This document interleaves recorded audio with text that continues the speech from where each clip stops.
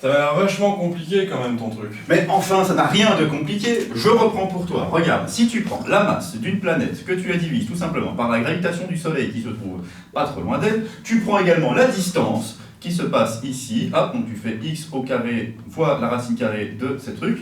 Et puis hop, tu divises et tu obtiens tout simplement la masse.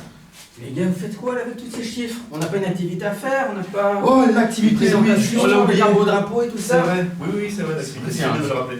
Bah oui, il est temps là hein, quand même. Mais oui. En plus on a une super maquette, non? Regarde Mais derrière oui, toi. effectivement, elle est magnifique, pas en plus. Alors on va peut-être se présenter hein, Oui, aux enfants. Bonjour les enfants. Alors moi c'est Jérôme. Je m'appelle Loïc. Et je m'appelle Gilles. Alors on va vous présenter une activité dans le cadre du Printemps des Sciences avec la collaboration de l'école de Fray. Et des petits débrouillards. On a fait. Et effectivement, comme l'a dit Jérôme, nous sommes tous les trois des étudiants à la Haute École de Defray en tant que futurs enseignants de professeurs d'histoire, de géographie et de sciences sociales. Parfait. Alors, de quoi est-ce qu'on va un peu parler là aujourd'hui? Visiblement, je dirais du système solaire. Et donc effectivement, à l'aide du système solaire, nous allons tout simplement essayer de vous présenter ça par cette maquette qui, il faut vous le dire, n'est absolument pas à l'échelle, ni même représentative d'un point de vue proportionnel. Oui, parce qu'en fait, pour être très clair avec vous, en fait, si le Soleil faisait cette taille-ci réellement, de manière proportionnelle, la Terre qui est représentée ici serait une tête d'épingle à 20 mètres, ce qui ne serait pas forcément très faisable dans le cadre du Printemps des Sciences. Donc on a décidé de faire donc cette maquette, qui n'est pas vraiment à l'échelle, pour mieux vous représenter le système solaire. Et vous pourrez voir les caractéristiques des différentes planètes au fur et à mesure de l'activité. Voilà. Mais on y reviendra après. Nous allons vous présenter le système solaire. Hop, c'est quoi un système solaire? C'est vrai, c'est quoi un système solaire? Alors, un système solaire, enfin notre système solaire, est composé d'une étoile, le Soleil, et quoi d'autre? Tiens, c'est vrai, c'est avec quoi d'autre? Alors, je vais te dire, c'est facile. Il y a plusieurs planètes qui gravitent autour du Soleil. Donc, t'as une idée d'un nom? Je dirais Mars. Ok, alors moi je vais te répondre Saturne. Vénus. Alors, Uranus. La Terre. Alors, Jupiter. Je dirais Mercure. Alors, moi je vais dire Neptune. Ah, c'est vrai. Je crois qu'on Il n'en a... manque pas eu? Alors non, parce que justement, la dernière, elle n'est pas considérée en tant que telle comme une planète. Elle a été retirée de la liste, mais ça on vous parlera de ça plus tard. Ok. Alors nous allons vous demander de faire un petit jeu de rôle. Alors il y aura un élève qui devra jouer le rôle du Soleil, et ensuite nous aurons besoin de 8 autres volontaires pour jouer le rôle des planètes. Alors nous allons vous demander de vous positionner autour du Soleil et donc voir un peu dans quel ordre vous pensez que les planètes sont. Pour cela, vous avez normalement des affiches pour représenter le Soleil et les différentes planètes que vous pouvez tenir en main ou attacher autour de votre cou.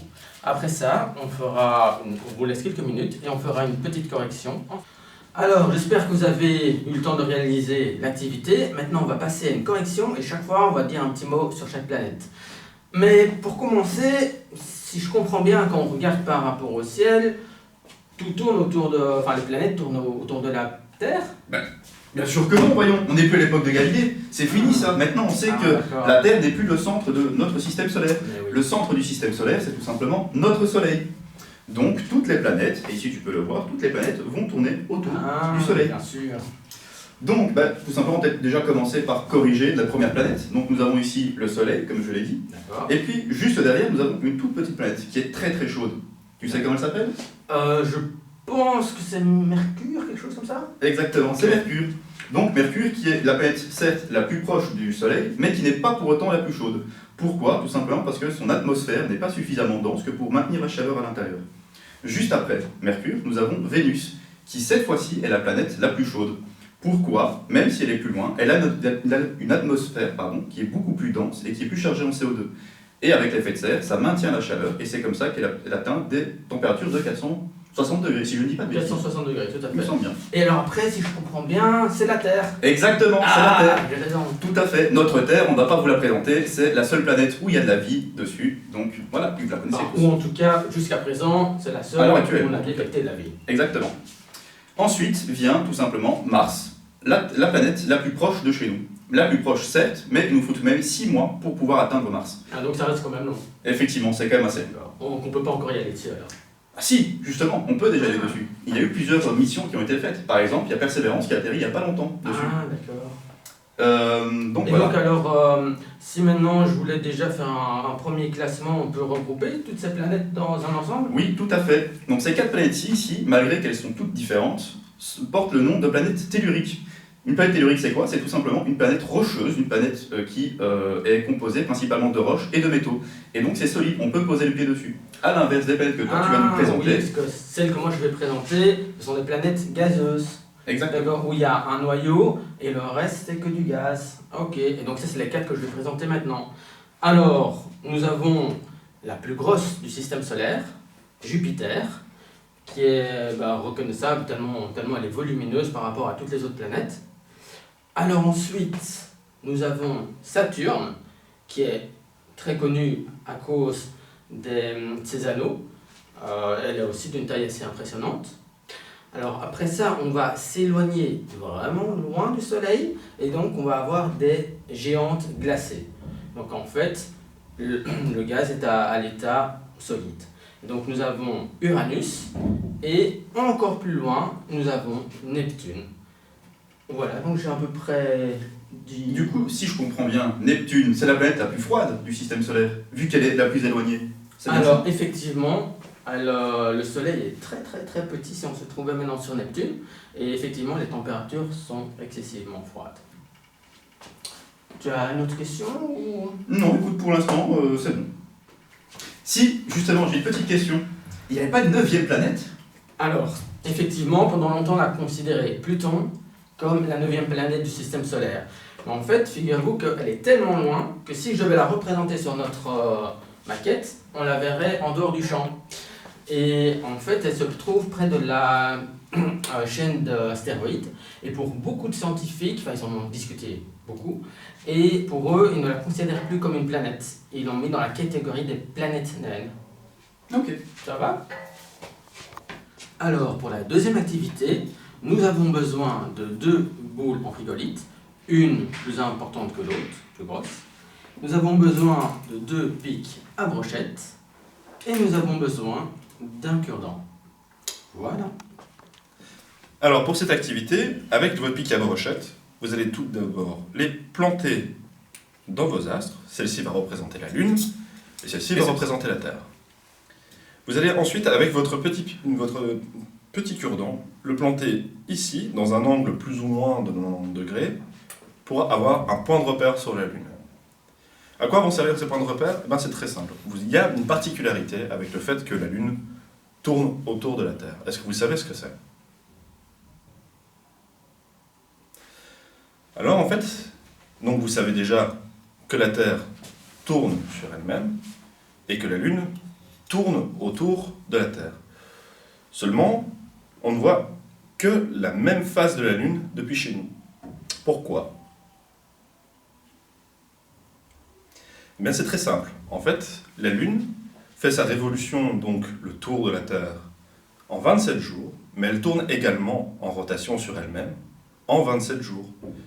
Ce qui fait que le temps qu'elle fasse le tour de la Terre, elle a le temps de faire un tour sur elle-même, ce qui fait qu'on voit toujours la même face de la Lune, et c'est pourquoi d'ailleurs on parle de face cachée de la Lune.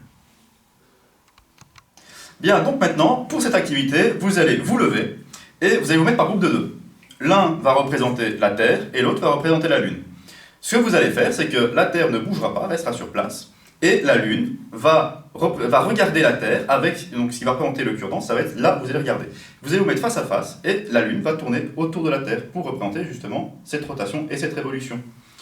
La Terre, à la limite, maintenant, ce qu'elle pourra faire, c'est tout simplement tourner sur elle, sur elle-même en tout cas, et ça va représenter la rotation de la Terre.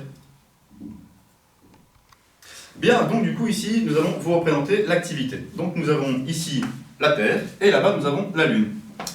Donc, comme on vous l'a expliqué, la Lune va tourner autour de la Terre en 27 jours. Voilà, comme vous pouvez le voir, elle tourne autour. Elle présente toujours la même face. Cependant, il me semble que la Terre tourne aussi, non? Tout à fait. Exactement, la Terre tourne sur elle-même en 24 heures. C'est ce qu'on appelle la rotation de la Terre. Cependant, il ne faut pas oublier non plus une chose très importante, c'est qu'ici, on a zoomé sur la Terre et la Lune. Ces deux astres tournent eux-mêmes, en tout cas la Terre tourne elle-même autour du Soleil. Elle le fait, sa durée de révolution, on appelle ça, elle le fait en 365 jours. C'est une année. Donc, nous avons vu donc que la Lune tourne autour de la Terre, dans une révolution, et à certains moments, il y a un fait exceptionnel qui se passe. Du coup, c'est quand la Lune est parfaitement alignée avec la Terre et le Soleil, nous avons donc la zone d'ombre de la Lune qui se projette donc sur la Terre. Et comment ça s'appelle ce phénomène ? Ça s'appelle une éclipse. Les éclipses sont rares, mais ça arrive que la Lune arrive à parfaitement s'aligner entre les rayons du Soleil et la Terre, ce qui provoque donc cette zone d'ombre, même en plein jour. Alors, voici donc ce qu'on peut observer depuis la Terre au moment d'une éclipse. Vous voyez donc l'astre lunaire qui est entouré donc de la lumière du Soleil, mais qui pourtant le bloque vers la Terre. Attention toutefois, parce que ce genre de phénomène est très rare, mais quand on est observable, vous êtes obligé de le regarder avec des lunettes spéciales, parce que malgré tout, ça reste très dangereux pour les yeux. Bien, donc bonjour à tous. Nous sommes ici donc en présence de nos deux collaborateurs, Jérôme et Gilles, qui vont participer donc à ce petit jeu, afin de voir s'ils ont bien retenu tout ce qui a été dit durant ces petites activités. Vous êtes prêts, messieurs ? Toujours prêt. Go. Le public, vous êtes prêts ? Oui ? Attention, vous allez devoir participer aussi. Alors, très bien. Première question. Quelle est la planète la plus froide du système solaire ? Je vous écoute. Mip, mip. Oui, je vous écoute, Jérôme. Moi je dis Neptune. Neptune. Très bien. Effectivement, c'était Neptune. Un point pour Jérôme, donc. Ouais. Passons à la question numéro 2. Comment se nomme la planète la plus chaude du système solaire ? Je t'écoute. C'est Vénus. Vénus, tout à fait. Et pourquoi ? Parce qu'elle a une atmosphère qui retient donc les rayons solaires, qui fait qu'elle se réchauffe beaucoup plus. Effectivement, c'est parfait. J'espère que vous avez la réponse chez vous aussi. Alors, question numéro 3. Quelle est la plus grosse planète du système solaire ? Mip, mip. Jupiter. Effectivement, Jupiter, c'est la plus grosse planète du système solaire. Je me cafouille. Alors, question numéro 4 pour vous tous. Quels sont les deux grands types de planètes du système solaire ? Mais Ouais. il y a les planètes telluriques et Ouais. gazeuses. Effectivement, Gilles, tout à fait. Planètes telluriques et gazeuses. Et j'espère que vous les aviez chez vous aussi. C'était pas facile, celle-là, je vous l'avoue. Alors, question numéro 5. Combien de planètes avons-nous dans le système solaire ? Question très facile tout de même. Mip, mip. Oui, je t'écoute, Jérôme. Vous aviez dit 8. Effectivement, 8 et non 9. Ça, c'était le petit piège. Alors, question numéro 6. En combien de temps la Terre fait-elle le tour complet du Soleil ? Mais Ouais. facile. 365 jours ou une année.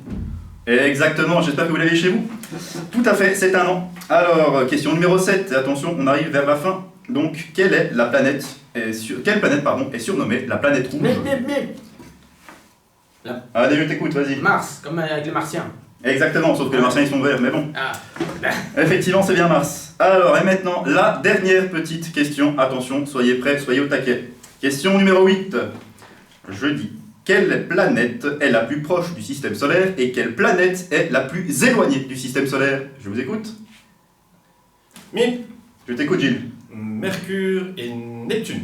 Tout à fait, Mercure et Neptune, très bien. Et bien voilà, nous avons donc réussi à répondre à toutes nos questions. J'espère que vous avez également réussi à répondre chez vous. Que nous espérons aussi également que vous avez passé un agréable moment en notre compagnie et que vous avez bien apprécié cette petite activité. Et nous vous remercions pour tout, votre attention, et nous vous disons à la prochaine. Au revoir.